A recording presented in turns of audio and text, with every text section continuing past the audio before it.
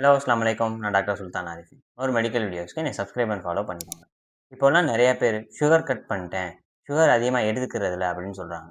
Sugar cut பண்றதுனால நம்ம பாடியில என்ன சேஞ்சஸ் ஆகுது? அதனால என்ன பெனிஃபிட்ஸ்ன்னு பார்க்கலாம். சேஞ்சஸ் என்ன நடக்கும்னா, பிளட் சுகர் லெவல் ஸ்டேபிள் ஆகும். நம்மளோட கட் ஹெல்த்துக்கு நல்லது. சுகர் கிரேவிங்ஸ் கம்மியாகும். பாடியோட எனர்ஜி லெவல் இன்க்ரீஸ் ஆகும். சுகர் கட் பண்றதுனால என்ன பெனிஃபிட் இருக்குன்னா, வெயிட் லாஸுக்கு சப்போர்ட் பண்ணும். ஆக்னே அண்ட் ஸ்கின் ப்ராப்ளம் இருந்தா கம்மியாகும். டென்டல் ஹெல்த்துக்கு நல்லது. அண்ட் ஃபேட்டி லிவர் ப்ராப்ளம் இருந்தா கம்மியாகும்.